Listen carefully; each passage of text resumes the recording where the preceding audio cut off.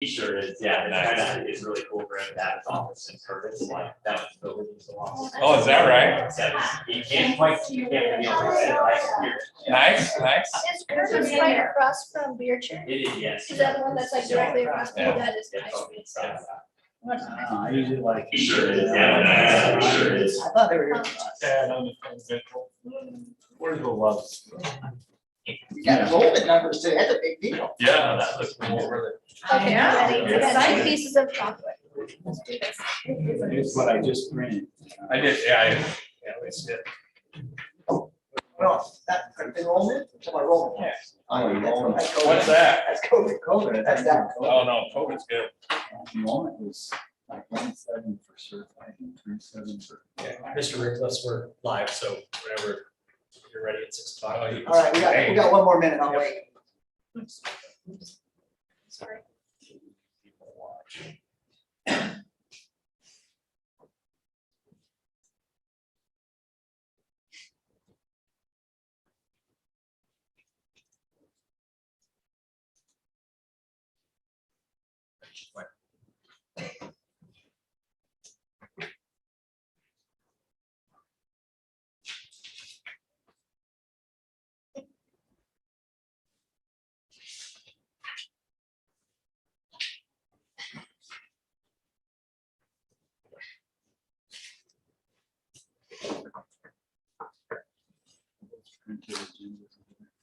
Yeah.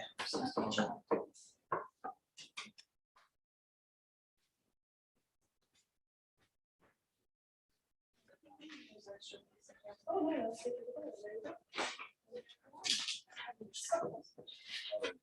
Okay. Anybody else? There's another. I had, yeah, I love paper.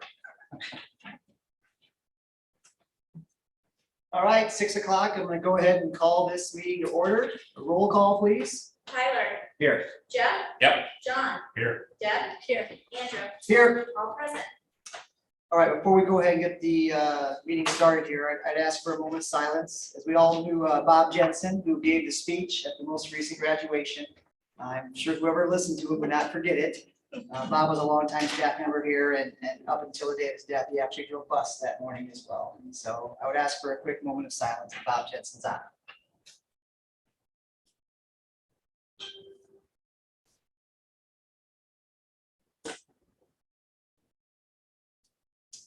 Thank you. All right, we have approval of the agenda. So moved. Second. Further discussion? All those in favor? Aye. Opposed? Agenda approved. First item, we have a public forum, and I believe, Adam, you're going to speak on behalf of the High School Career Technical Support Organization. Welcome. Thank you. My name is Adam Davis. I'm a high school ag teacher and FFA advisor. Here on behalf representing the CTSO group, it's Career and Technical Student Organizations. This little handout that I have, this started as an idea with students and some of our advisors 2 weeks ago. That's really what it was. There's this tradition that Gilbert FFA has of putting on a homecoming barbecue and serving food to students and FFA members. And one of the missions that we've had and things that we're striving for in our CTE department is to get students to collaborate. The whole thing with career and technical education, we're trying to mimic authentic interactions that students will have in the career and industry. And what better way to do that than to get them to mix and meet with others that they don't normally work with on a day-to-day basis. So this handout, students put together on a Monday morning, 2 weeks before homecoming. And we started brainstorming some of the roles and responsibilities. Students mixed, and in these different groups, it was awesome to see them interact. They planned, they called and contacted donors. They got all of the pulled pork for the meal that we had, which was 12 pork shoulders from Fairway. They got that donated. They took trips and found out who was going to go to what store to get certain items, and all the way down to labeling. If you got one of those meals, they had a label with the lunch that you had, the building that you were in, and your meal preference, and it was really cool to see. The students also, we got some of the pictures up here from the FFA's Instagram where the students were serving lunch. They helped serve it. And Mrs. Bonnie Cole with the food department, she ended up, or excuse me, the FCS, She helped, had students coordinate how to cook it, how to prepare it, how to serve it, practicing industry standards all the while.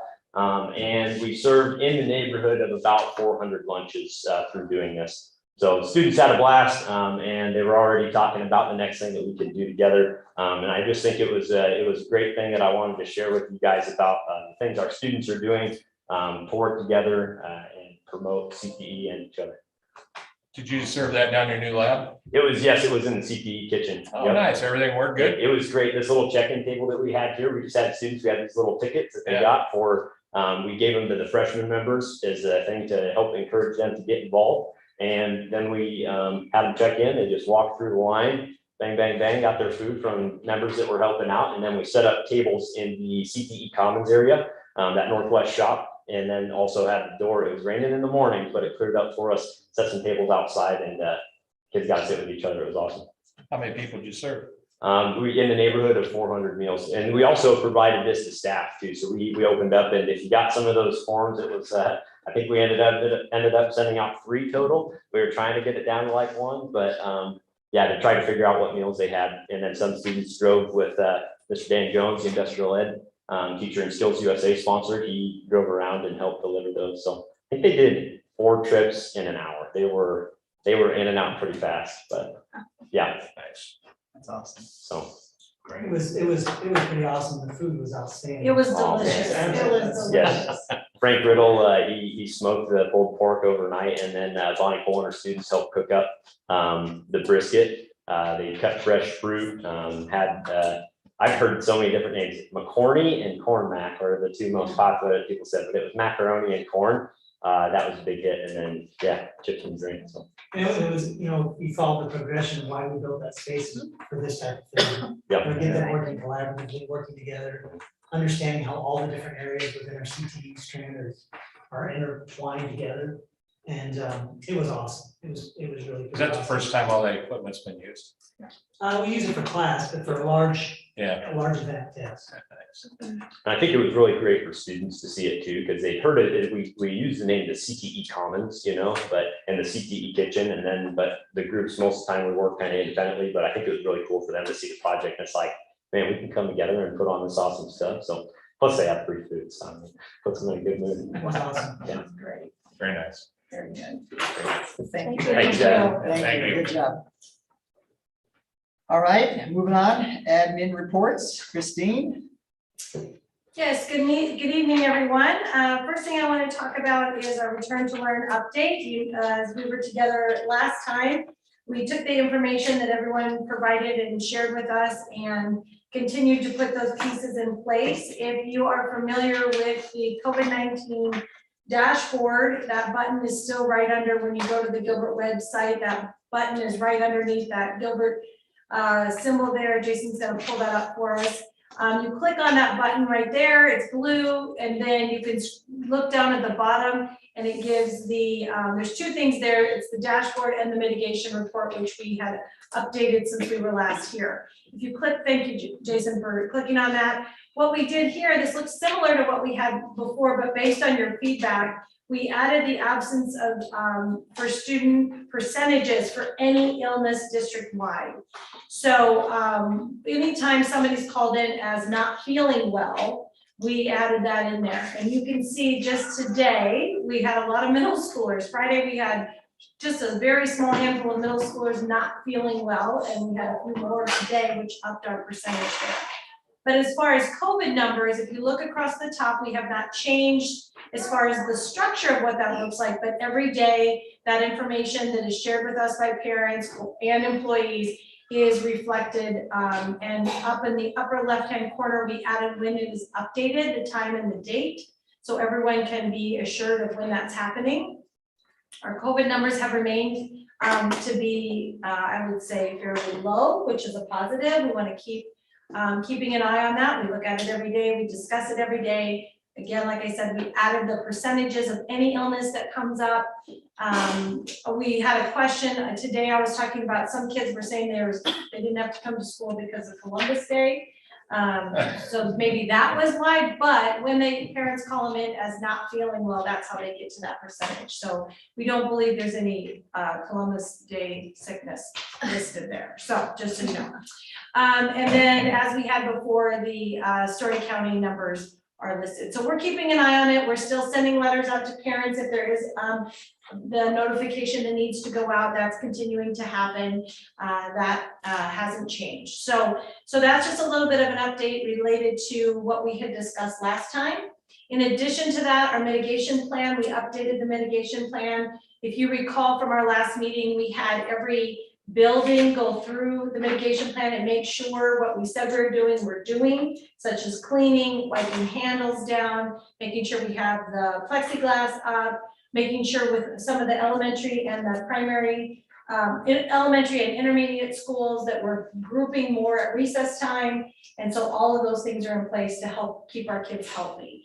And so that's where we are on the update of the Return to Learn plan. The one other piece, we do have, the nurses have put together a little bit different than COVID, but a flu clinic for employees, flu shot clinic, not a flu clinic, a flu shot clinic that will be coming up if employees wanted to get a flu shot, that would be available for them in October. I think it's October 20th in the late afternoon, like 4 or 5:30 or something along that. So we're continuing to have those conversations and putting our mitigation strategies in place and communicating with parents and then also keeping our staff healthy. So I can answer any questions you may have. Or Boosters for their staff, have we talked to anybody about that? we really haven't. That is something we were going to call back the flu shot clinic and see if they could also bring boosters if people wanted to. That was a discussion we had today. And so I don't know where we are on that, and just offered if parent or employees wanted to get that, it would be offered. So that is something I can let you know where we land on that. Any other questions for Christine? Return to Learn? Announcements, celebrations. Okay, I love talking about celebrations, so here's a few things. The first one I want to start off with is I just want to congratulate really the entire community for a wonderful homecoming week. It was so incredible, and especially I feel like for me to see that first time through was so much fun. And I also want to really commend Mr. Vanderpool and his team at the high school. They went above and beyond and did a lot of extra things this year that hadn't been done. Having a all district pep rally out at the football field on Friday, sorry, yeah, because Thursday was Friday. And just to have all the kids out there, having them involved was really incredible. It was beautiful weather to be able to do that. And it was just really, really incredible, put together by the student council and the students, teachers out there. It was, the kids walked over from the elementary and the intermediate, so everybody was involved. So it was very exciting to see that. Of course, the parade, I think I saw most of you out there, was wonderful, very exciting to have everybody involved in the parade and to see the whole town out celebrating Gilbert and homecoming, also wonderful. And then, of course, the football game Friday night, we had a big turnout, so it's always good to see that. And the kids did a wonderful job, and those football players are working hard, and so are the coaches and the cheerleaders and the band and the baton twirler with the band, with the flame, Julia is her name. And she's a freshman, and yeah, she had fire on her baton. I was very impressed. And so it was just a wonderful event. And then to top off homecoming, we had the dance Saturday night. Over 500 students, or close to 500 students attended the dance, which was wonderfully put on by Mr. Vanderpool's staff, and just really a great way to end a wonderful week in celebration. Where'd you hold that at, Vic? So We had it in high school commons, but we're quickly outgrowing that space, so. Yeah, I wondered what the number, yeah. yep, so a really great week with that. That could have been enough, but there's more. So I want to also recognize Brett Randolph, who's Citizen of the Year for Gilbert. So we're excited about that. In addition to that, I think Jason's going to put a picture up. Brent wrote a grant it was a safety grant that was approved, and it was a matching grant, and he wasn't here that day. And so Gail and Dan, there they are holding the big check that was awarded for $929. And then it's a matching grant, so those funds are going to be used to buy 4 salt spreaders and 2 off-track mats. And yes, I had to ask for some definitions of what those 2 things were, but now I know. So I'm very grateful that Brent took the initiative to apply for that grant and that we got it, and I'm thankful Gail went and had the picture with the big check, so thank you, Gail, for doing that too. So that is good news. Story County Sheriff's Department also provided safety radios for each of our buildings. These are very extensive radios, but provide safety. It has a red urgent or emergency button on the top that if you just press it, it will listen to what's happening and provide immediate attention to the schools if they need it. So we're very grateful to Story County for those radios. And I think I had one more here. Oh, yes. Also wanted everyone to know that we had 5 students selected in the Opus Honor Choir. Now, this is available for students 5th through 9th grade, and we had 15 middle school students audition and 5 were selected, and they had to audition through a video. So it's nice to see that our kids are getting recognized for their honor choir. So that's another celebration. So that concludes my celebration remarks at this time. Thank you. All right, on the board reports, we've got the elections coming up, open seats for John Nelson and Deb Ordall. And we've got 4 candidates for the positions, Josh, Alex, Jim, and Mark. And on October 20th at 6:30, I believe in the auditorium will be the candidate forum. Is that correct, Gail? Will be auditorium? Yes, in the Okay. auditorium. And the PTO, I believe, is putting that on again. It's a great event. So that is at 6:30 again on October 20th is a candidate forum. We have the IASB annual convention, November 17th and 18th. I believe it's the afternoon of the 17th and then most of the day on the 18th. And I think we've got everything back to you, Gail, who's going to be attending.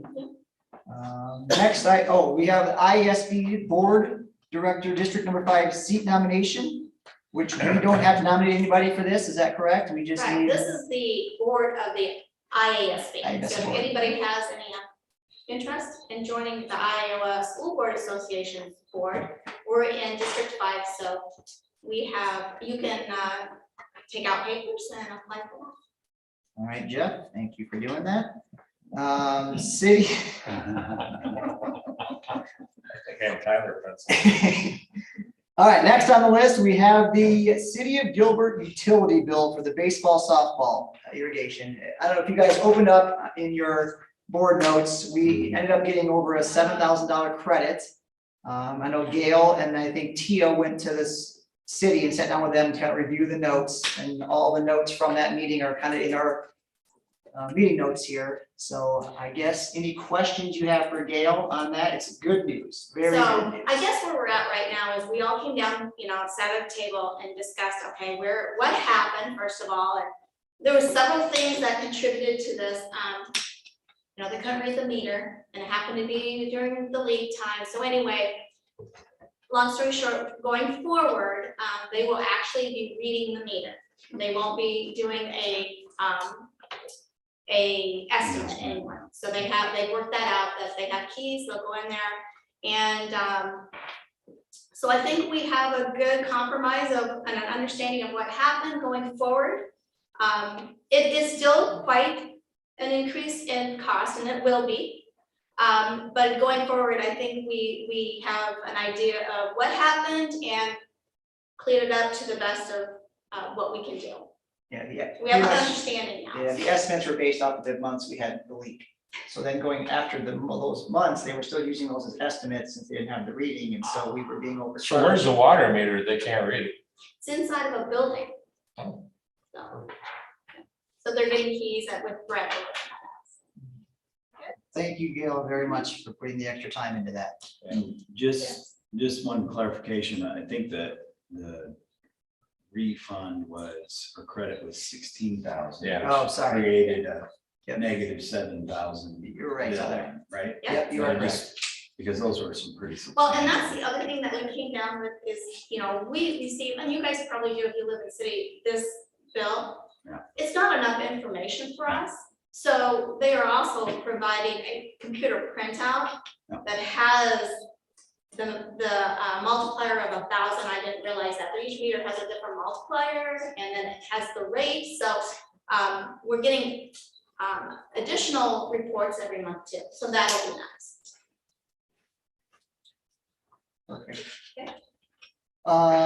Refunding of bonds. I know, Jeff, you brought this up, whenever you asked a question about timing on it. Well, I think. We're here, We're here. we're here. I don't think rates have moved any since I talked about it last. They're callable in June. Yeah. So we start the process and we won't close until the end of March by starting the process next month. So it's a long process, but we're there.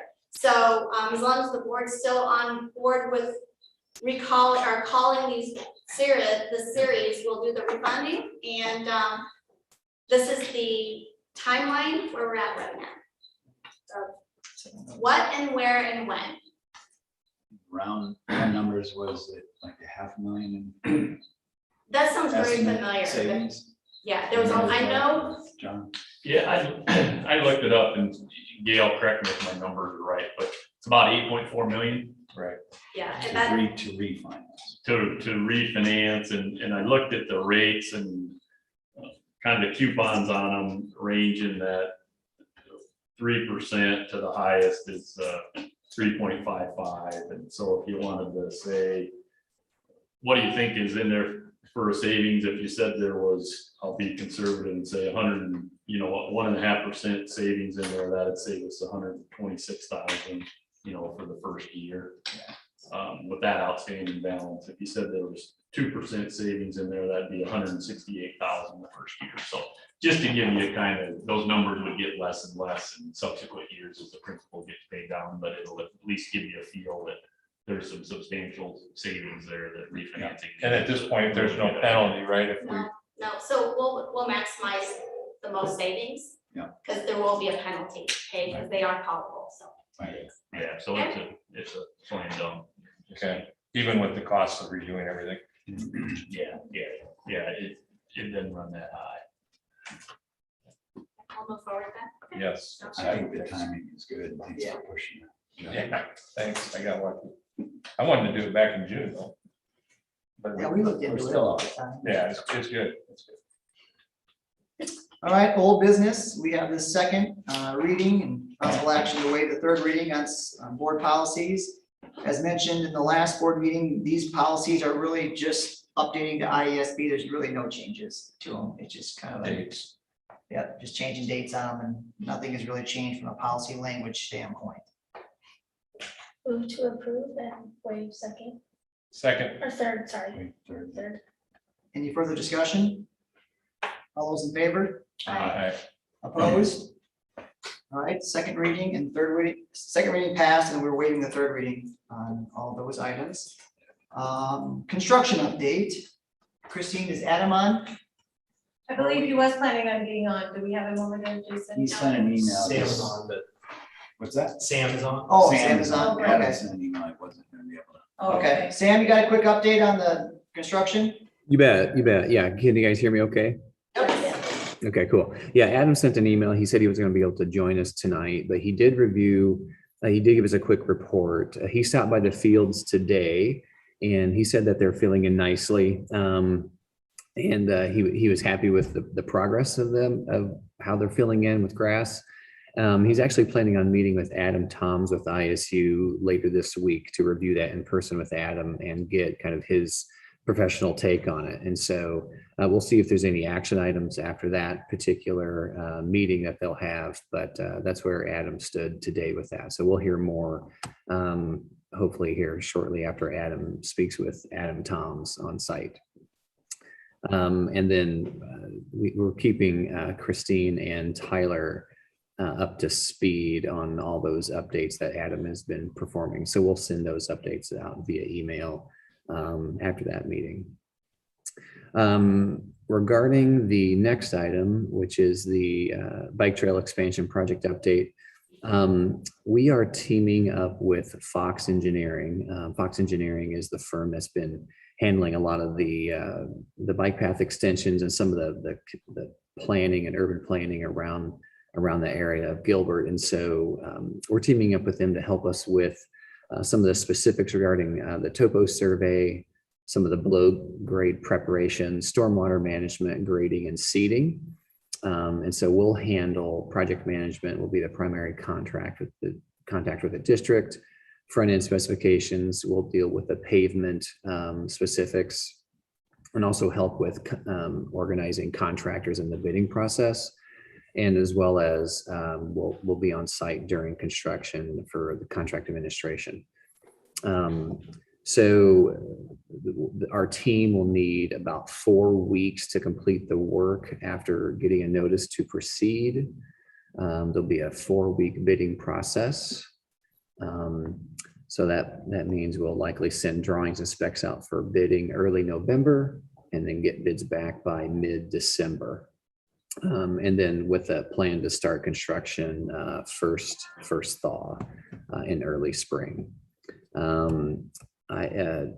Scott Williams with Fox Engineering and I have been going back and forth with some discussions on the specific agreement between his firm and our firm, and just have a few minor details to work through, and then we'll have that in front of you guys shortly. Yeah, so that's my current update. If that everything sounds good, or if there's any questions, I could take those now. Got the fields at all? Not last week or two, but the last time I was there, I would agree it's progressing. I talked with Butch Hansen at the football game, and he agrees. He's anxious for this Adam Toms to look at it, because there's still some small patches that, maybe it needs additional aeration or something in the spring, but we've definitely made a lot of progress. Good. But I'm not sure that we're quite there. And I can relay that to Adam, to Tyler, if that works out, that there's still some concern. Well, I just think, when the optimism from August was we got a carpet here, and we're not quite to a carpet, but we're a lot closer. So I was out there about 2 weeks ago and walked the field, and I thought it does look better, but we've still got some work to do. That's how I felt about it too, so. Do you have an estimate on the cost of the bike trail expansion? The construction cost? Yeah. Yeah, it was originally estimated by Adam and Story Construction to be around 75,000. Okay. Thank you. Mm-hmm. just, and if you're working with Fox, I'm assuming that will happen, but just keep communication wide open with the city on that too. Yes, most definitely. Yep. Yep. There's a lot going on the other side of the road there. Right. Well, and also with that helps that communication with the fields as well, so that we can make sure we're following through on our side of things. So when things need to be, whatever needs to happen, knowing that, and then put it on the calendar and make sure that it does, that's great. So thank you. Yeah. Got questions for Sam? Thanks for joining us. Thanks, Sam. Yeah. Thank you. My pleasure. Thanks a lot. You guys have a great night. You too. Okay, bye. All right, next item is we have the possible participation in a risk pool in regards to our natural gas program. Gail's gonna give us some information on this. I had an opportunity, Iowa School Finance is this with Larry Siegel, and this is something they are in joint effort with, and so I sat in a webinar with them, and this is something that several schools around do, and so I thought, well, I listened to it, and so I'm bringing it tonight to just as an opportunity that we are currently not tapping into. And I provided the information in the packet. So the things I wrote down 3 top things. And first of all, the budgetary piece is we would know every year how much we spent. The second thing is it is out of management fund. So the history of our management fund is we can only expense district insurance, as in property and work comp, and early retirement. So it's very limited opportunities to expense funds through that. But we've been filling, we've been using the management fund to keep our overall levy even. So we've been basically trying to fill that up, keeping it up to eventually know that we can back down from that at some point, but keeping our levy. And so this is one way we can expense some of those funds out of the management and save on the end of the general fund. But as I say that, in this, it is not going to be apples to apples. Like currently, what I was showing you in that memo is, it's a January or July entry date to participate in this 28E. So we're looking at January to June right now for the year, and the estimate is $40,500. But they're estimating this on a very volatile market. So I provided some history here. So as you can see, we spent in the past, from 2016, the highest was in a 6-month period was $20,000. So that's why she said you cannot compare apples to apples. It's not going to be exactly, because it is a risk pool. So you probably know with insurance that. But so with that being said, the things it does provide is budgetary and moving funds, moving expenses from general fund to management, and one way to expense management funds. So I'm presenting it tonight just as discussion with possible actions to see if anybody has any direction of, do we pursue this, do we not? I do have action items that if we want to, or we can bring it back, discuss it later, or the other option is we're not interested at all and we just drop it. But just bringing it tonight just to see what, presenting it for the first time. When you said, I know January and July are kind of the end dates, when Right. would you make a decision by January, or when's the cutoff date? No, so if we make a decision tonight, these numbers are it. Yeah. If we don't make a decision tonight, they have to recalculate Got it. because of the market. Yeah. And there's no additional workload on our behalf as a district, Actually, no, they pay the bill. so it's just. We pay this risk pool. Right. They pay all of our Alliant bills for natural gas. Yeah.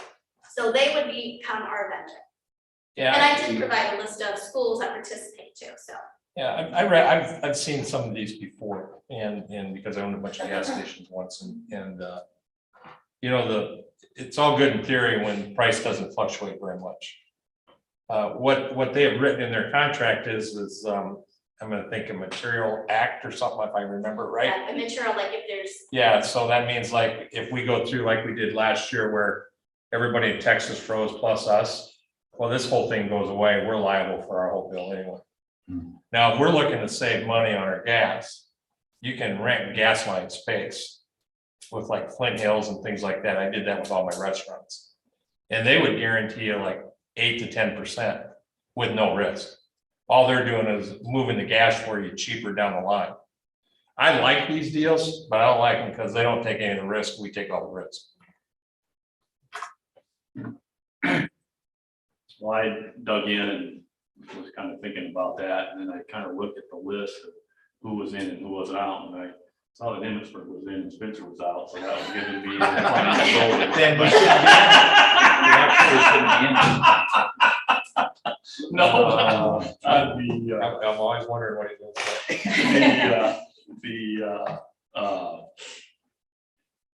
I was looking at the volatility, so seriously, kidding aside, if you look at the volatility down there, in the whole scheme of things, that's probably not a lot, for our expense structure, and so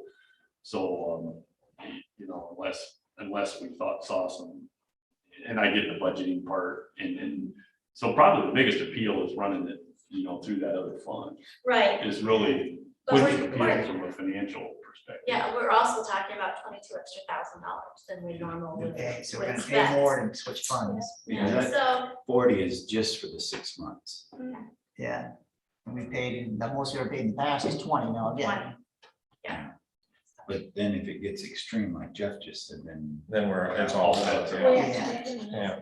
Yeah. And they got it, the whole thing's got it, at least cash flow to be over the long. Yeah, exactly. So your fees the next year are gonna be that much higher than pay for Yeah. the deficit, so it's really just the cost of funds because. You know, lose money on the deal. Yeah, I'm just not a fan. I'm just gonna be honest with you. That's my job to bring things to you. No, I love you So, for it, but I'm just that saying, happens. this isn't something I'm a fan of. I've declined these before. yeah, I think it's good to. We didn't know the number until we had COVID. Yeah, I mean, we right, could have came back in right. at 23,000 or whatever, and we could have made some, yeah, it's. Sounds good. So we won't pursue this anymore then? Okay. No action to be taken tonight. Is that okay with everybody? Is that what we're saying? But we don't have. a We motion. won't do No motion? Yeah. no motion, just, All right, next item, I think, Vic, you're going to speak on the option of a core diploma. Thank you for the opportunity to discuss this with you. I was really hoping the first time I got to speak with the board, there'd be a couple hundred people here, but You're a week later. it's not an exciting topic, I guess. But that's all right. So when I first came to Gilbert, one of the most impressive things, along with many of the things in Gilbert, is our graduation. It's always been great. The one thing, though, that every year that I've been involved as an administrator here, is I've always been upset with when we lose 3 or 4 every year. Sometimes it's 1, sometimes it's 3, sometimes it's 4. It's hard to tell. I'm kind of like that guy on the beach throwing in the starfish. I want to get every starfish I can. And so what opportunities do we have to create some programs or opportunities within the district that can guarantee that we get every student that walks out of here a diploma? So one of the options is the use of a core diploma. So really, our students have several options. Okay, our best option is to walk out of here with a high school diploma, 49 credits. If they can't get to that, traditionally, the only route that we have had for them is to look at an adult diploma through DMAC. Now, that means they're going to be considered a dropout. They're not going to get a diploma from Gilbert, but they're going to have something. Okay. A third option would be the old GED, which they now call the high set, which is incredibly more difficult and costs money, which is an obstacle for some families, especially kids that are maybe in this position already. And then the worst case scenario is they walk out of here with absolutely nothing.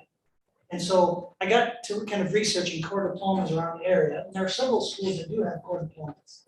Larger schools, almost every large school in the state is going to have a core diploma.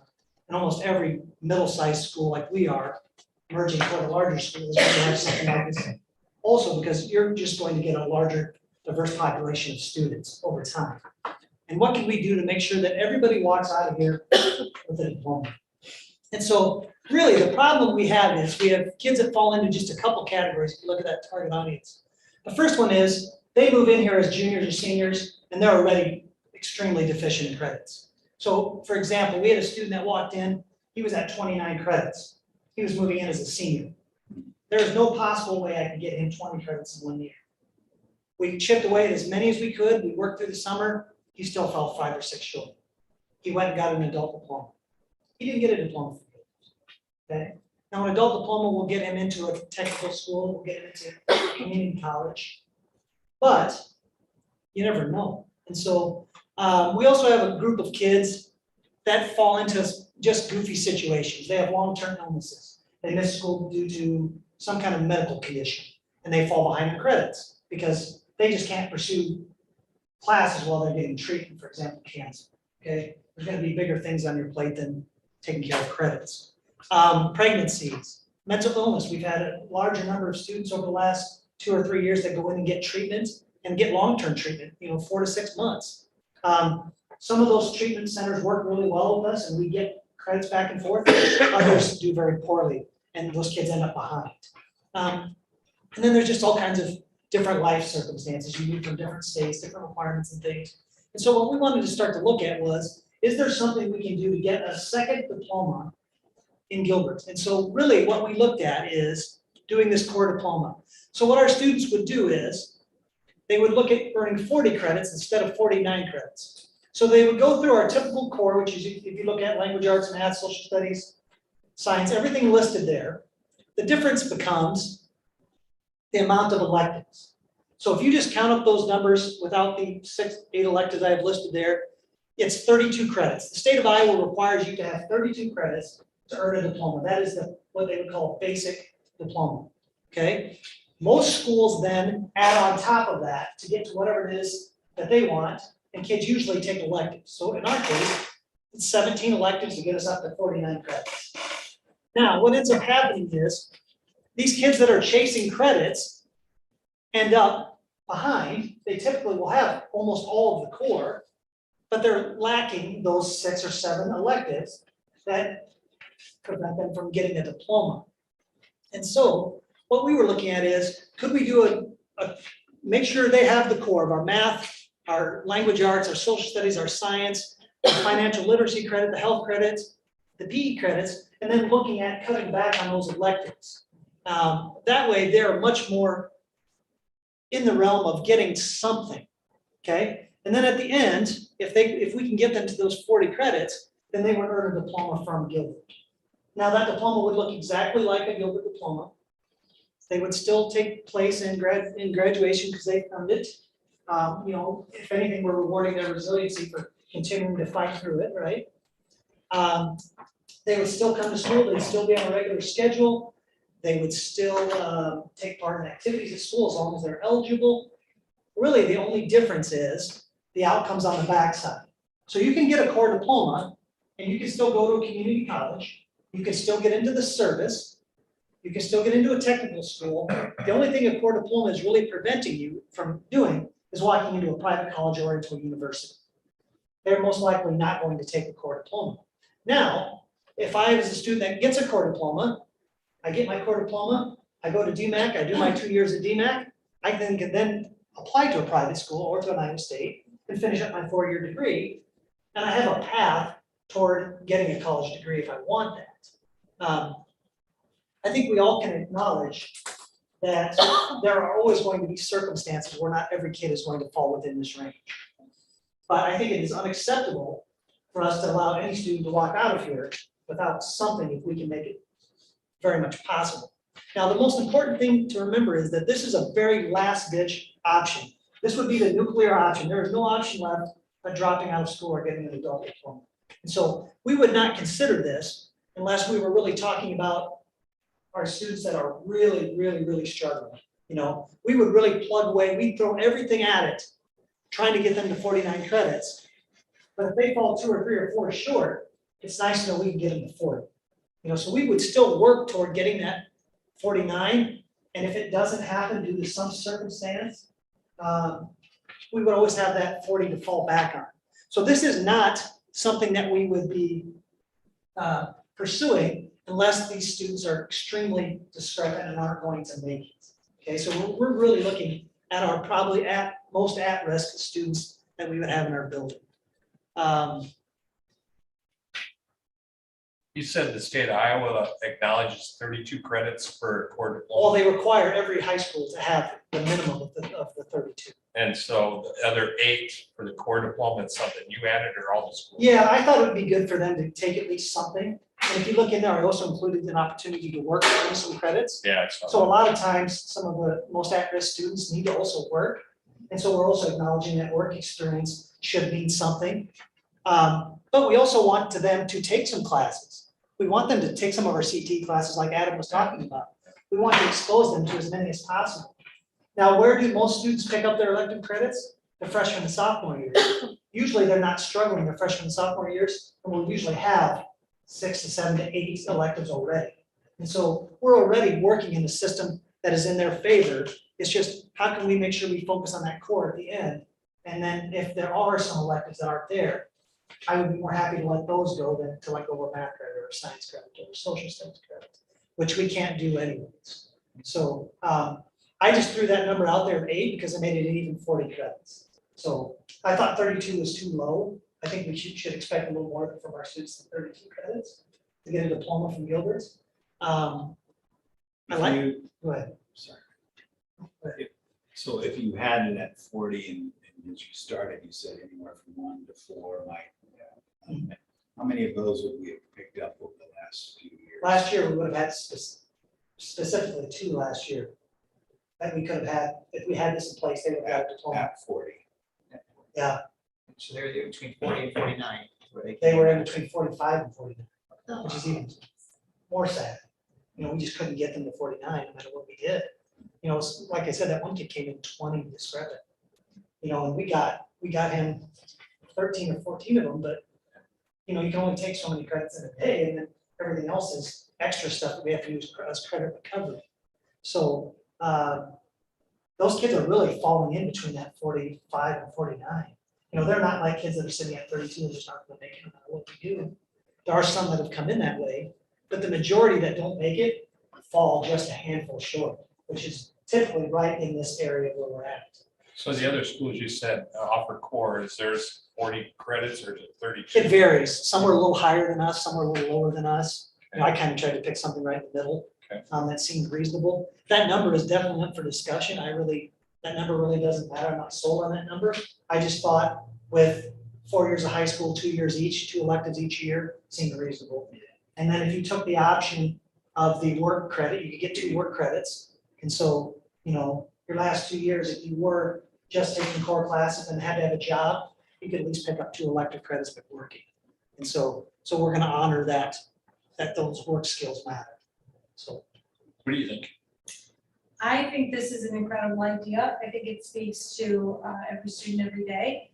I really like when Mr. Vanderpool brought this idea to me, that it talks about a very, very small group of students. It's not something that we're like, oh, there's 20 kids on this track. It's something to really say, here's a way we can help. I like you showed that about 2 kids. Gives kids an opportunity to take it to that next level, whatever that is for them. And so I think it is a really strong idea. I also like how if you look at the end of the information that's there, it's very clear to parents. They would work closely with parents, work closely with me as the superintendent to be sure that we're clear of what this means. What this, if you know, kind of if we're taking this option, this is what this means after you graduate from Gilbert High as a graduate. This is what you can do with it. So I'm in full support of the idea, and you know, just really want to commend Vic and his team for thinking about all of our kids. Really, the biggest difference that you're gonna see is what's on their transcript. It's going to be marked as a core diploma. It will look different on their transcript, but their diploma will not look any different. They will still take part in graduation, still have that major achievement of their life. It's just gonna look a little different on their transcript, mainly due to the fact that as they're applying, they need to understand, which is in this process right here, you're probably not going to go directly into Iowa State with this option. But it's gonna get them something that's going to help get them foot in the door. What we want to do is, I want every student that walks out of our high school to have as many doors open as possible. And if you're walking out with nothing, and you've got doors closed already that are your fighting against. We do know that students that don't finish high school tend to struggle more. Their, you know, outcomes are a little different.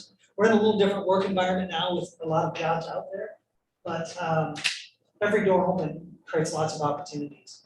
And you may not be ready to go to college or go to a technical school right away. You may go to work and then decide you want to do it later in life.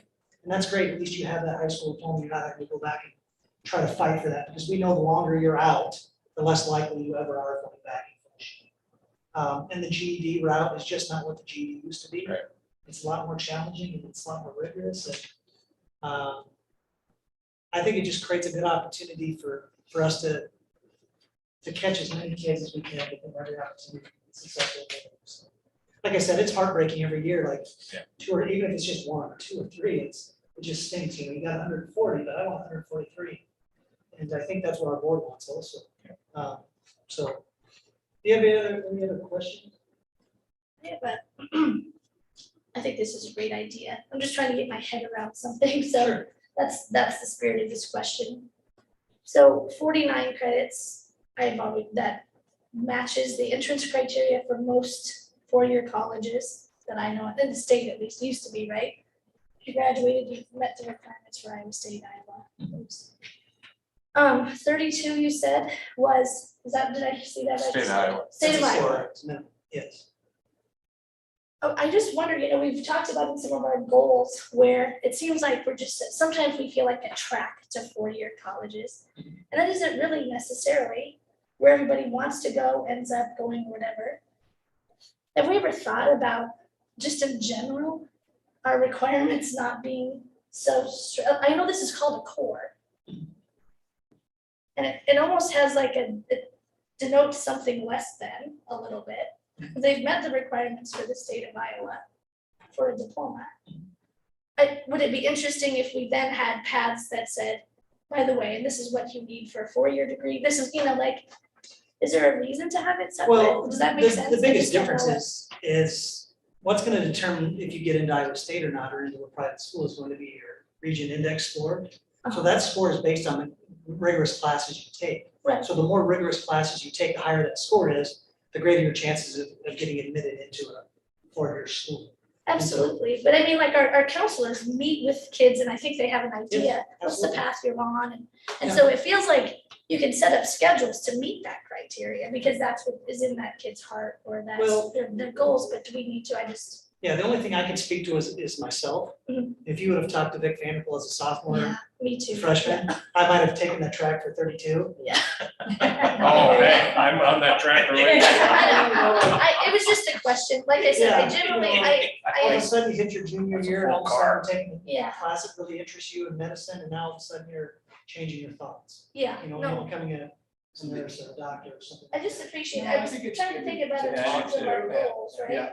Yeah. But the other way to look at that, to what at least I understand, kind of the discussion we've had over a couple of years in goals is 32, that is a core, right? Yeah. But what at least I've been excited, I think we've been excited about, what are some of the other project management, program management, applied kind of coursework that we can start doing, like the CTE facility, and that's not gonna be in the middle of this 32, Sure. right? That's gonna be the other 8 or 19 that they take, and so I want to continue to encourage us to do Oh, certainly, that type of training and expand, whether that's here or collaboration with Iowa State or what have you, so. And we made a significant investment into our CTE area. that's right, I mean, we were having just a quick discussion quickly before about how hard it is to find workers in the different professions, and when we shifted to buildings and trades versus, some of the pre-engineering, we're getting kids skills and getting opportunities, and now it's, how can we add apprenticeships and things like that on top of those things? But those 17 is exactly what Tyler is saying, is that those are the ones where we want you to explore, try some different things. But we also know that there are some kids that are gonna struggle to get those 17. And we need to do something to reduce that burden to make sure that they have something. So like I said, we're really looking at the nuclear option. There are districts that do honors diplomas. That if you get to this level, you get this many credits, you get an honors diploma. We already do that in some of our honors courses and upper level courses already. So I don't feel like we need to, offer another diploma. 49 is just our number. Somebody else's number is 53, somebody else's 55, somebody else's is 42. So, every district kind of has where they think that number should be. And that number has actually changed just in the short time that I've been here.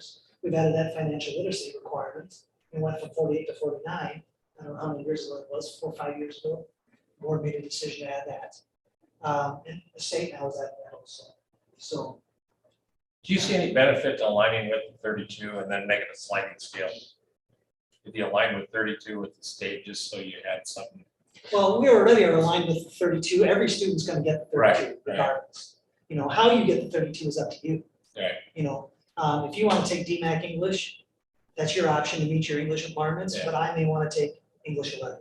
No, but what I'm saying is to make your core. Well, no, just to align with the state of Iowa and say our core is 32.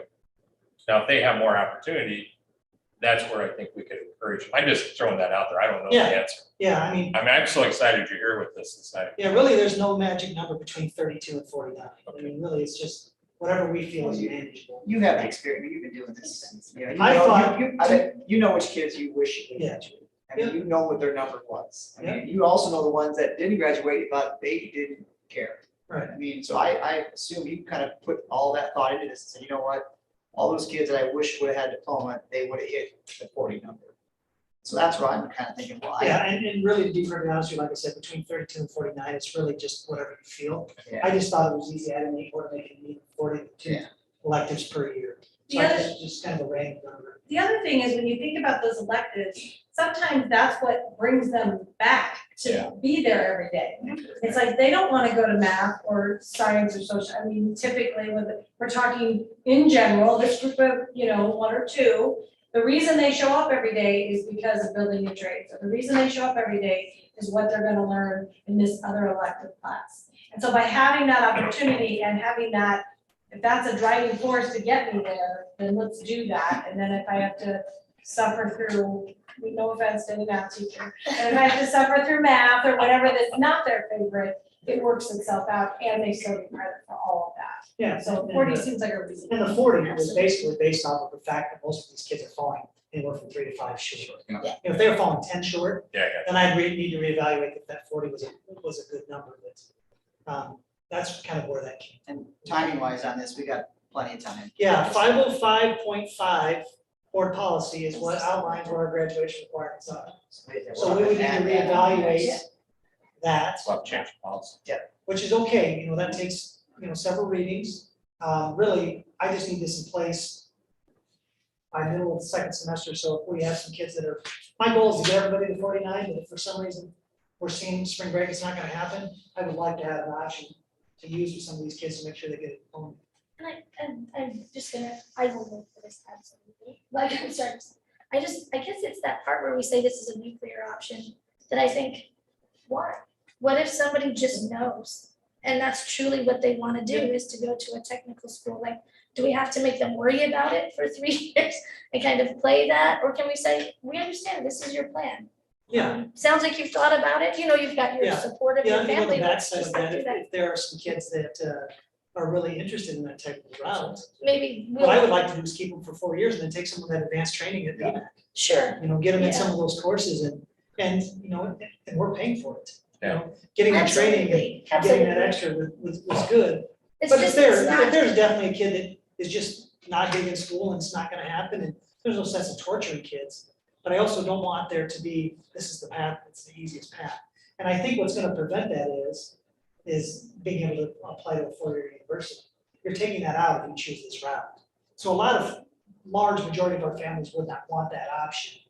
But there might be some that would, definitely, if a kid is at risk and not coming to school their freshman and sophomore years and they're falling further and further behind, we have to look at every option as soon as possible. Yeah.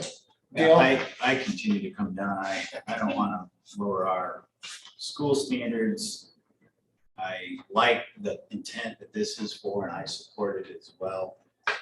For those that want to do a different track, I'd much rather see us continue to develop those tracks and encourage them rather than say you don't need to be here. That's my opinion. I kind of get that, and I respect that. Like I said, I just also know that some kids just know what they want to do. Yeah. And wouldn't that be awesome if we just, and maybe that, I know you can get some work credit, but I just don't think that it has to be, we have to dictate it that closely. Well, I'll give you a That's all. perfect example, Deb. We had a young man that he was pretty intent on being finished at the end of his junior year. And he didn't make 49. And his only option was, he knew what he wanted to do. He wanted to go to DMAC, he wanted to start his life. He wasn't necessarily real bought into high school. He chose to drop out, and he went to DMAC, got the adult diploma. And now as a senior, he's enrolled at DMAC at the start of the year. But he ended up with an adult diploma. This route, we would have had it, I could have got him to 49, or 40 by the end of his junior year, and he could apply for that early graduation. Yeah. And then start his life with the high school. Oh, diploma. yeah. And so, I'm there for are it. some Don't things get that definitely could have helped that kid for sure. Yeah, no, I'm sorry, like I said, I'm No. for it, but I just hate when we sometimes make it seem like, I still feel like we have that little air of, well, I think like, it's, hey, there's nothing wrong with that. it's great important job. to know that our kids starting in 8th grade, they do what we call the I have a plan, and they're going through that career part.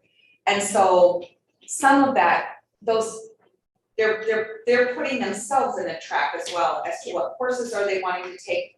And then we've got all of that information, so I think that helps in this process as well.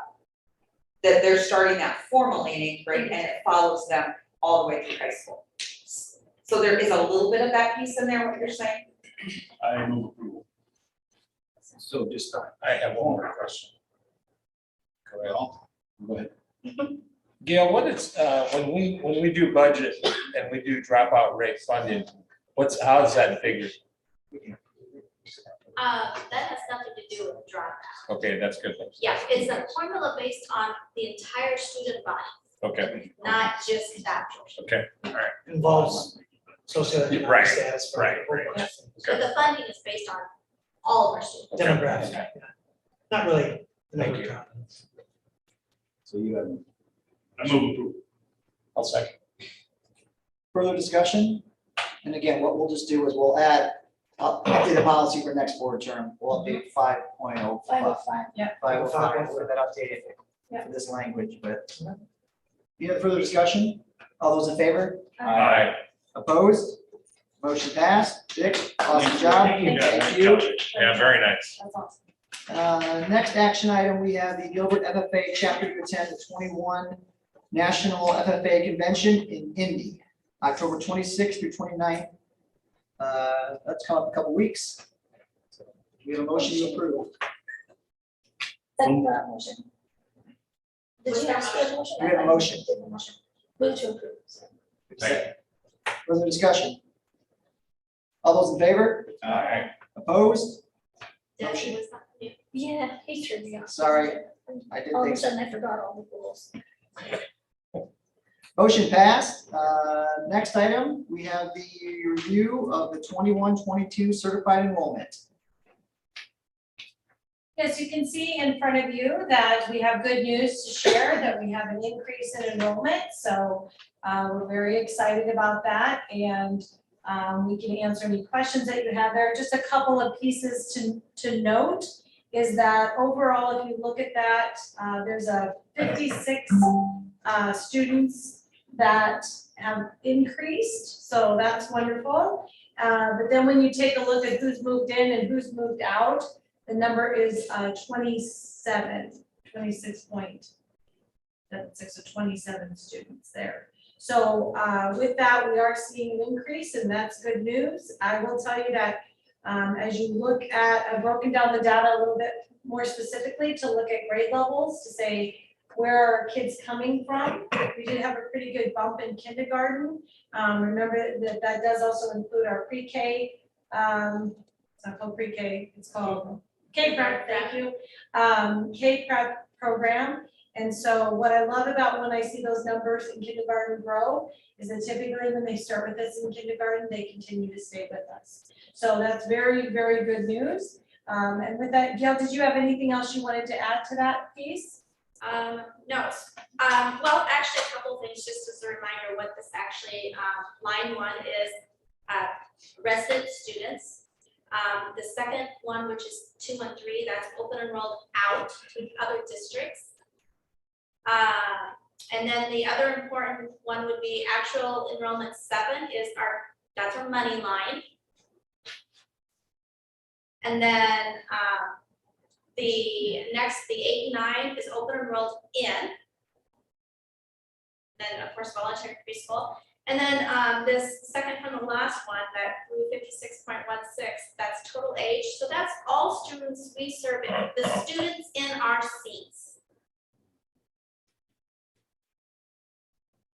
right, the one thing that stands out to me is opening roll out, down, at 5. Yeah. And Yes. actually, last year, it was a higher number of a drop. Last year was 30 something. Be interesting to see how many people we tell they can't come here. The What do you- kids that selected online this semester are still reflected in line 1? No. Yeah. Right. Even though they received no Gilbert instruction. They're our students. What was our projections? Wasn't this year supposed to be flat? Yeah. It's really good. Yeah, I a couple of years going down, remember they projected. Yeah, they did. Yeah, so that's really good. Yes, In it's line. very good news, so we're feeling very good about that. I will tell you, with some of my neighboring superintendents and some of the groups that I am a part of, they're seeing a little bit different numbers, not as positive, so I feel really good about what we're seeing. The homeschool numbers keep going up too. I mean, so that's good information. Anything else, questions on that? Next up. Does this tie in at all with, on the consent agenda, you know, when you have the kind of the class size thing, so would it be fitting just to talk about this while we're talking about that growth and pull that from the consent agenda? Or not? Matrix. The matrix, yeah.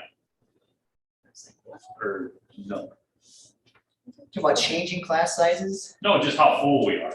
Oh, So we're growing at 3.6 and, you know, we were thinking flat to declining, and so I don't know if we want to have a discussion or save it for next month. I don't want to put anything new on it. Since it's a consent agenda item, I feel comfortable with this. So look at 906. yeah, well, per the matrix too, I don't believe, I think almost all the classes are full but one. Well, and the numbers are just getting big. When I reviewed that, I was Right. like, holy Yeah. cow, we got some big negatives there. Yeah. Well, and a couple things, so I would just say that as we've talked about for a while, this is a much larger conversation as we look at the whole piece. And so that is something we need to talk about, maybe not specifically tonight as far as, you know, moving forward. But the matrix is something that I know that you've all worked really hard and have done a beautiful job of using the matrix to help us make decisions. So as we move forward, we need to really look at that and say, you know, what is it, when we talk about strategic planning, what is it that we want to do? Because as you look at the numbers of people that we've turned away, or as people continue, do we want to leave it there, or we want to increase by 1 or 2, and what that looks like? So I do think that rolls into the conversation of open enrollment as a whole. What is it that we want to do with open enrollment, which impacts the matrix, which impacts our teachers and our classrooms? I know we can deliberately push that policy conversation. That's right. With 1 month away, it feels like. So the one thing that just while you have that up, that I think it's important to identify and for us as a board, this is where we need to reflect on, is the kindergarten, as Christine said, that's the first time we've had 6 sections, right? And I think that's absolutely the right place to start it. So then is it a commitment to roll 6 all the way through? Now, we're not gonna take 13 years to grow that, right? But that's where you started, and I think that's a really good starting point, Yeah, I do too. right? And we've talked about that. I mean, you're gonna grow. Go ahead. Well, and so you have the kinder prep as part of that as well, but also one of the things that we haven't talked about, we just, you know, I mean, we're getting there. But as we talk about future planning, we haven't done a lot of telling our story. If we just did, you know, we want to tell our story about what happens in our kindergarten classrooms. We could boost that number even higher if that's what we decide we want to do. Not just classroom size, I'm talking about now we want to have 8 sections, or we want to have, you know, but then you have to talk about the facilities to say, do we have the room to be able to do that, not just in kindergarten, but then how does that impact first grade, second grade, all the way up through the high school? So it is a bigger conversation, but definitely when you start in kinder, you tend to, you know, why wouldn't people love to stay with us once they got here and continue to grow from there? But you have to look at that every single year. And even in teachers too, if that teacher, if you have 6 kindergarten teachers, are you going to have 6 first grade classes when you move up? You know, and so there's a lot of moving parts to it, but it's a really rich, wonderful conversation that I look forward to us having as we move forward. And then it kind of plays into, you know, elementary school at some point that we were planning 4 or 5 years ago. I can't believe it's 4 or 5 years ago already, but Yeah, it goes fits fast. right in the facility. Yeah, I mean, Yes. we have it on our radar and. So we got a good- explain something to me, because every time I read this, I always scratch my head. We've got minus 22, that's right, for 10th grade? And that's too many? Yeah, so it's basing off of, we got 5 sections at 25 kids per section, is kind of what we're saying is our baseline. And we got 142 kids, so what we're. Okay, and are those kids learning? Hang on, just, Absolutely, Okay, so- I'm not getting on this hook. so I guess, They are. I guess rather than tell everybody no, why don't we look at this and say, hey, can we take any more kids? I hate telling kids no. So. If somebody wants to come here, let's So- work on it. Yeah. So we got staffing and facilities, Yep. and everybody that wants to start having that conversation, let's have it. But Yep. that's what we got. It's not just let them in. I know. We have teachers, we have facilities, and I think we should have that conversation. And there's all sorts of levers to pull here that you can look at and investigate, but it does, you do have to look at it as the impact it has, right? Like I would argue in certain situations when you're in high school, can your students per section be higher? We also offer all sorts of classes, some of which have 8 students Right, in a right, class right, and others, there's all sorts of details to take in, but I guess just in kind of parting, I'm not parting yet, but like, I do think that we've talked about for a while, wanting to redo this policy, and that makes sense. And there's also the process of applying and all of that I think we want to look at. But I do know that over the years, many schools have reached out to us about this matrix because is true. it's a good tool to have, but it feels like it's outdated. It feels like the numbers need to be moved around, but. Well, the other thing too, which is new to me as I'm learning Iowa's open enrollment laws and rules that go around that, is that what I find interesting is that when students in other districts, families in other districts, when they have something that comes up or isn't working for them, then our phone rings a little bit more. And what's nice about having the policy that we have in place as far as timelines is that we can say to people, this is where we are, that we're over, you can still apply, but, we have this many ahead of you and they understand what that means. And so it's nice to have something concrete, but I would agree, I think we need to go back and look at how are these numbers reached? Are they still in the realm of what we want our classrooms to look like? Do they meet the Gilbert philosophy of what's best in teaching and learning, and make that decision? So we could actually move that number without adding any classes or anything like that. Instead of being minus 22, it might be minus 12.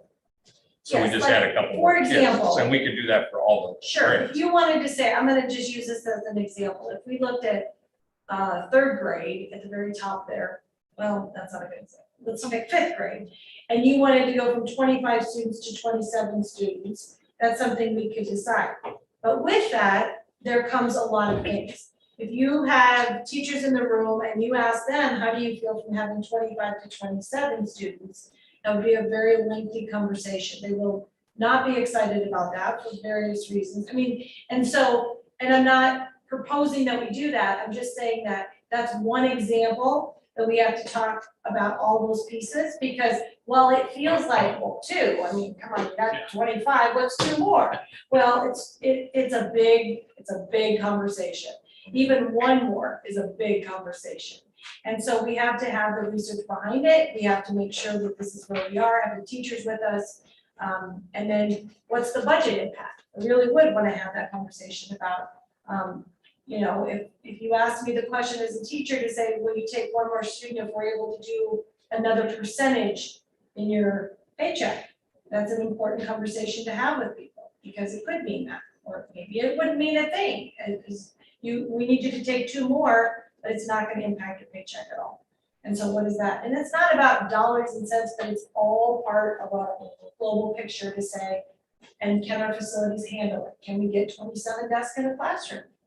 I don't know. Can we? What does that look like? And then how do they measure mental health? Because it seems like if you have some kids that are struggling, it isn't 25, I got 3 of them that are, just extremely challenging. And so, that plays a role into it too. It's just like, it may have nothing to do with the 25, it has to do with, 4 that are really struggling, and if that turns to 6, well, it's like.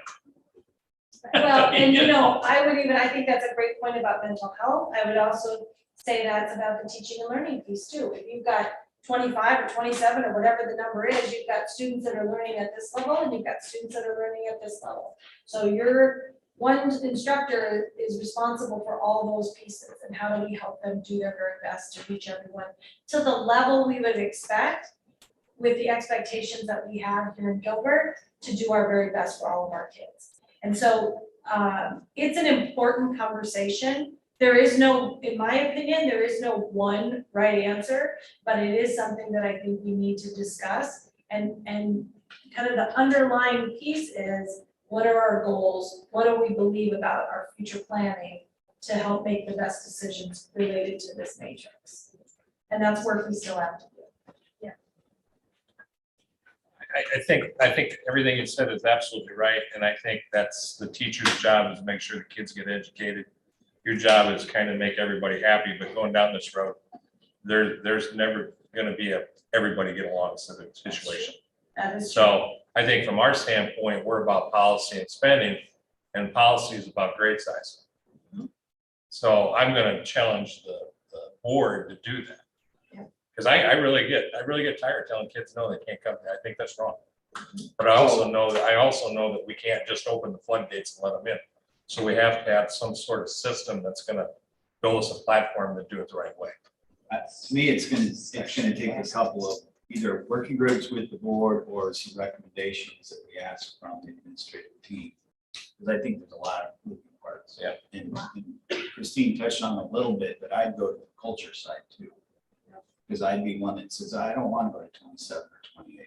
That's not what Gilbert's about. Gilbert's about more personal instruction. So then I'm going to say we should be hiring teachers. I've been ready to hire teachers. Right. So I think it's a big conversation. I think it's a good one to have. Yeah. And I think maybe we could make that a topic for upcoming meetings and say, well, where do we prioritize it? Somebody's going to have to come up with a plan. Yeah, we need a plan. And it really is about the priority in the sense of, is it about raising, changing the number of students in a section? It goes back to what Tyler was saying, or is it about, you know what, we're gonna take all of these 27 students in the 8th grade, and it's different middle school, but we're gonna hire a teacher. Well, do we have a room for that, and how does that work? Okay. And so- I would be good with that too. Yeah. I just want to make it room for more kids. And then I want somebody to explain the high school math to me, because that Well, doesn't and I make sense at all. do it all in the context of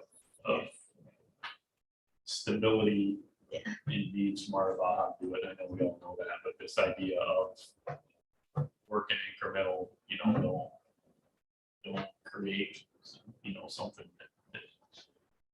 that is more than we can hit. And so I kind of like this idea of, hey, kindergarten, and let's start working our way in the younger ages and see how the wrinkles work out there, and then we can, okay, now let's roll it out to the intermediate school. I would see something with regard to matching up with our facilities and our ability to finance the thing.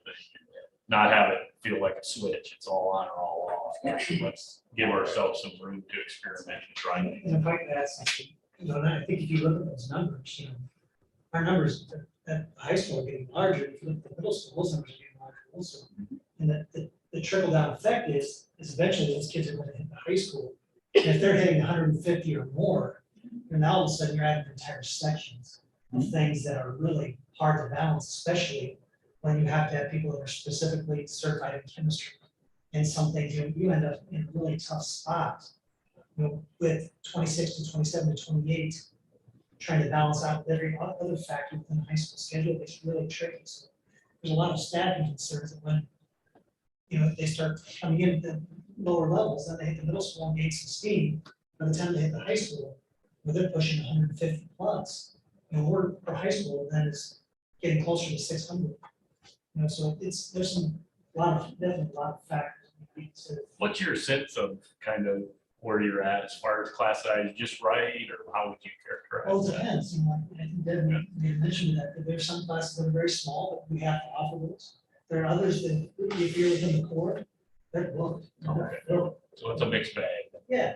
25 to 30 depending on section. That's why I made the comment. I just don't understand the math of the high school formula, because there seem to be There is. so many more Yeah, it's pretty variables tough. to come into play with it that They're I don't really, that's a understand. great point, because when you think about elementary, you think Yeah. about intermediate school, it's adding a grade level teacher, right? Adding a second grade teacher, it's adding a fourth grade teacher.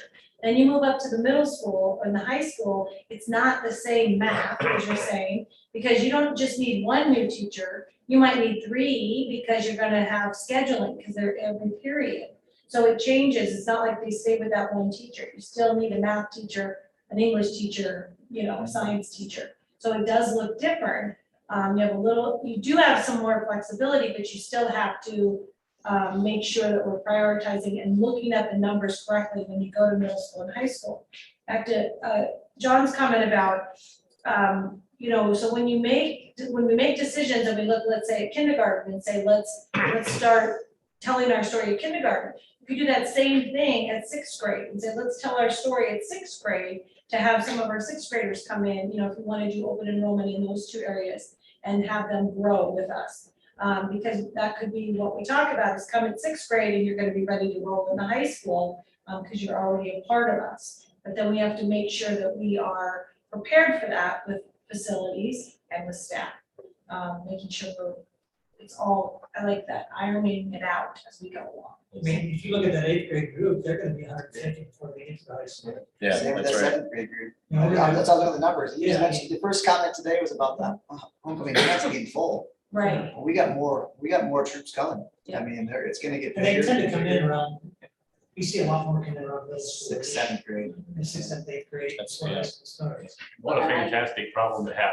Yeah, Wonderful. It's a great problem to have. It's a great celebration. Staff. Yeah, we just gotta plan I for don't, it. and I don't like, Jeff and I sometimes don't always agree on everything, but on this point, I kind of am on the same page where it's hard to tell people no, that they can't come to Gilbert, because I think what we have is so good and what we offer. But that doesn't mean we think Gilbert needs to be big, and it doesn't mean that if we do that, what's the cost? What does that cost the other kids that are still here in terms of larger class size and all of that? So I totally, I'm with you on that. I just unfortunately don't think it's, Starting to get. Well, it's not a It's- switch, whoever said it's not a switch. yeah, there's like little tweaks. And I was gonna say, right? It's not just teachers, though, it's counselors, it's support staff. Right. And- There's, big effect on the entire Yeah, system. it's hard to It get is. your arm. I do want to end my thoughts about this on just one note. I think it's really important. I had a student pull me aside about a month ago, maybe at the high school, who's a current senior, who said to me, when I was a sophomore, she thought it was me, which was very sweet, but I said, no, it's Mr. Beecher. But I said, in the governing board, approved my open enrollment, and it changed my life. And she went on to give me lots of examples of why and how she went from a struggling student to now how comfortable she feels, how successful she's being, and how she's going to graduate here, and how grateful she was to the governing board and to the superintendent for welcoming her to Gilbert and how it changed her life. When you hear that story, I thanked her for sharing it with me so that we could remember that when we talk to families that call about open enrollment. So it does have an impact, and there's one, that's one that we starfish that maybe it mattered to that one. It's always embraced with that. So Yeah. Thank you for letting me share that. Thank you. I think we should keep it on the top of our list of Yep, things. we need to have a study session. So do we have to have a motion about the certified enrollment? No, it's informational. Oh, it's information. Unless you want to for fun. I move we are uninformed. All right, next one, we have first reading with no differences for those policies listed below. Gail, I noticed those were not in our notes. Is that? I guess I'm going through mine in a moment, but I'm trying to find those earlier today, but that's all right. The actual policies themselves Or not. were not. Okay, they're in a folder put at the top of the drop Yeah. box. Oh, that's where they're at. Okay, there you are. That's why I gotta look at top. You're right. Yep, they're to the top. Yep, They're in there the they are. Hey, Meyer. All right, 8.07 as well, we have the first reading. Recommendations to delete those as well. Again, this is just a first reading, no action needs to be taken. But any discussions on any of those?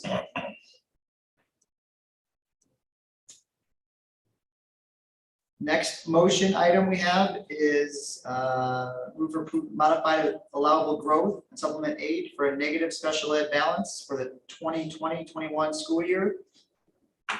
negative $450,782. I provided some information, just in case you needed some.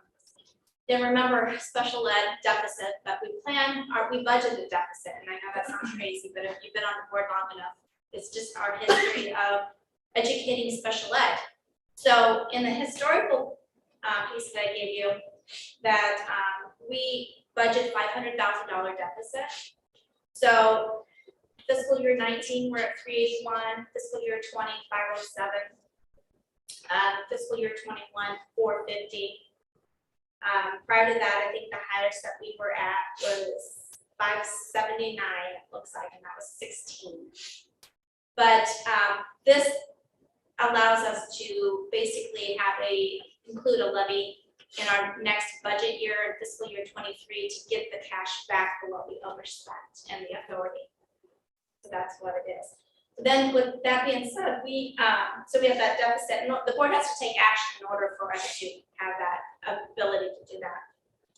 And that'll be part of the budgeting process, April 15th, if we put that. But on Friday, the school received $68,000 in our bank account from the state. Took me a while to track down what it was, but apparently they had leftover funds, and they called it IDEA federal funds, to help with the deficits, and it was $68,000. So, with that coming, that brings it down to 300, but it's 2 different fiscal years. Yeah. So we were close, we move on, but that was kind of a nice surprise, that they have some extra funding in their federal funding, so they release more money to the schools that have, it's called high cost claims. If you have certain students that are, I think this year was like $53,000 that they cost you, and usually that is an expense when you send them to another district.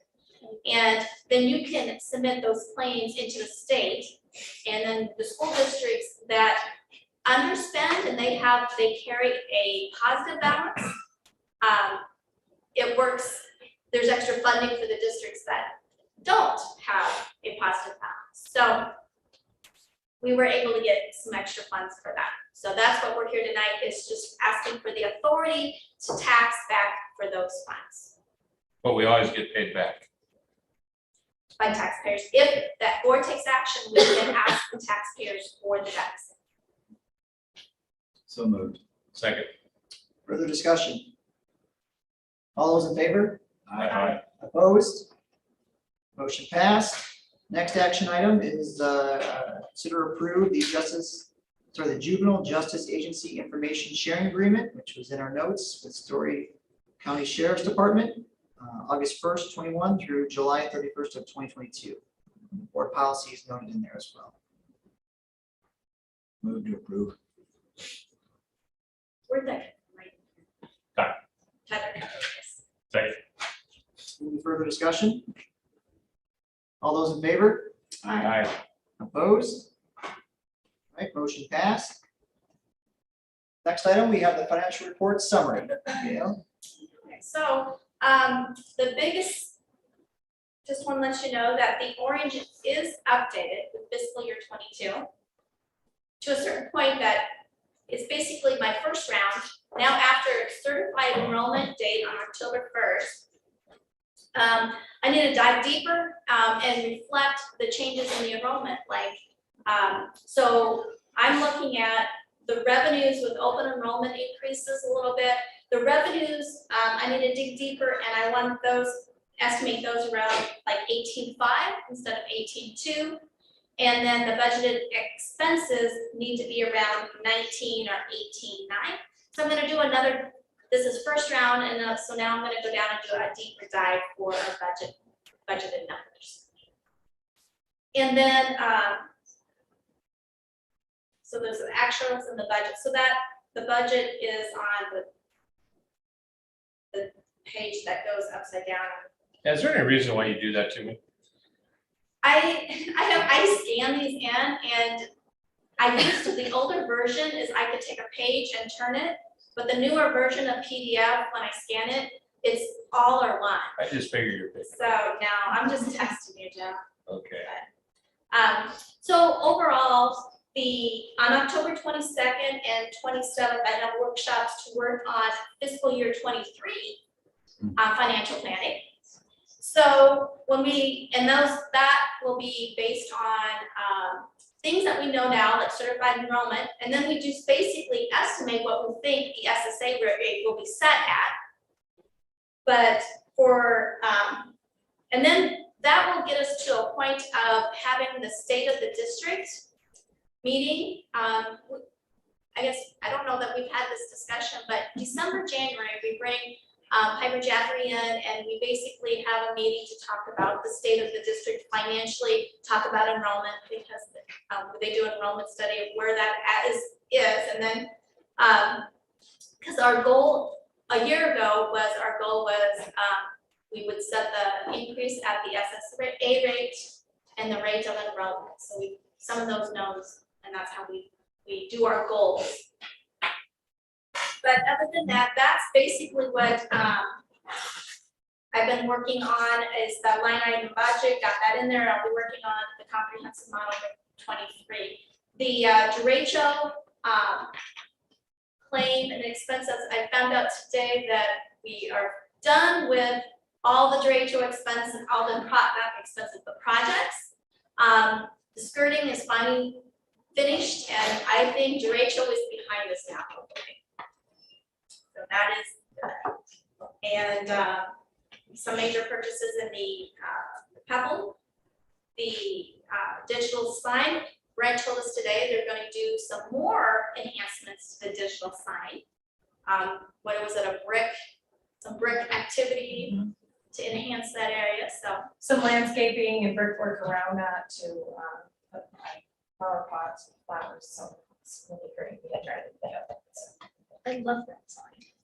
And the nutrition fund, and things are going great. We just are behind on our claims for July, August, and September. So we've got 3 claims months that we just haven't received the revenues yet. But overall, the program is going well. It is employees, just like we're suffering, just like everybody else on employment, keeping staff. So unless somebody has any. Doesn't our staff dish the food up? They prepare some of the pieces that go to, and put that out for our families, for our kids. Yeah, you're gonna see a lot more establishments going with serve yourself, order, and they're gonna sit down. There's no staff. Right. Well, I will tell you, I'm so impressed with the lunches that our students, I think it was Friday, they had chili and cinnamon rolls, and this was the real deal, so. I saw Deb's back working full time. Yeah. So we have her back on full. Yes, she's working really hard to do lots of different projects to help, where there's staffing issues. She's been working on the farm to table, trying to bring that forward, and it's showing in the participation, that's the word. Yeah, I'm a It's pretty big really, fan. really Yeah, I really enjoy your reports. Yeah, I So do do too. I. Great job. She works really hard. She does, she's doing a wonderful job, so. We're Some of grateful to her her. comments on supply chain, I mean, that's good for us to see, but I mean, it says that a couple of schools discontinue their food service. Couple days a week. Some period. Yeah. Period, I did. Not us, other districts, but yeah, she's very aware of what's going on in the industry. She works closely with other, she has she called it a consultant or a mentor that she works with that helps her keep ahead of what's happening out there in the industry about things that are not going to be available, which is why one of the things that we've asked for is that parents and families understandable if a menu changes. That's why, is because of a supply issue. It's not something we ever want to do, but there's a reason behind it. Is the government being more lenient on our offerings because of these things? I would say no, we're still under the requirements of providing our food within the regulations that are required, so that part has not changed. I do know if there is an opportunity where they're all like memorandum of agreements or Right. waivers. Right. She takes it, when one comes out, she definitely takes advantage of them if they come out. Just to to give her as much flexibility as she can Okay. have, but. Okay. Anything else for Gail on financial reports? Thanks, Gail. Consent agenda, anything to be pulled or discussed? Move to approve. Second. Further discussion? All those in favor? Aye. Opposed? Consent agenda passed. Calendar, next Monday, we will have a closed session meeting to review Christine's first 100 days. So Christine, looking forward to that, 5 o'clock, and I believe we're gonna do it in the boardroom. Yes, The old we will. boardroom. Yes. So 5 o'clock, The district conference. correct, yep. In the closed session. Candidate forum, which again is hosted by the PTO, it's at 6:30 on October 20th. School board election, November 2nd. Next regular board meeting is November 15th. Deb, don't say anything. No, And but then, that's with this board. I do That's think with it's this important- board. It's important that people know that. Yes. Like, we'll maybe know We'll have the one, same but there's board. one more, and then December is when they take. We want to certify the election results until November 16th, which is after the November 2nd election. And then December 13th is our annual organizational meeting. at So 6 p.m. maybe of the old board going off, starting the meeting and going off, Yeah. and the new board coming. Yep, clear. So we're to show up in December? Yeah, you can do whatever And, you and want. that's Iowa law. Yes, law, you want to Trust jail, me, you I don't know. show up. I know, it's just not Yale, that is the Iowa.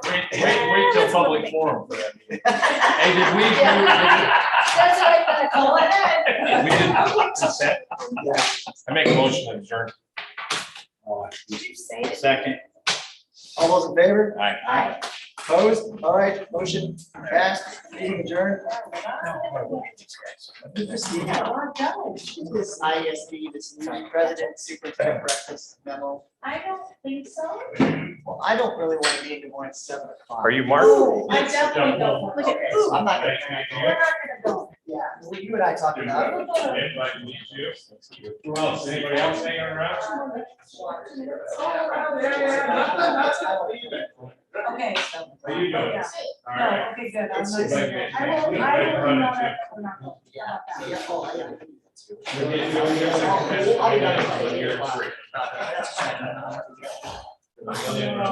Oh, thank you for writing. I'll just email them after that. Awesome. Thanks for the chocolate. Listen, did you pack them? Yes, I did. Yes, you Try to kiss I know, up. right? Thank you. Thank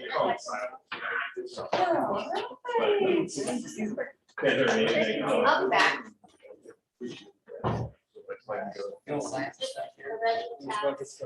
Next year, I'm gonna get the school board on a float. Oh. You just need another boat. Any reason why? Oh, that's great. Hey. Thank you. All right, thanks for being here. See you, bye-bye. We'll see you next time. Okay, wait a minute. What did I do? That chocolate was delicious. Thank you very much. It is delicious. Jeff, do better.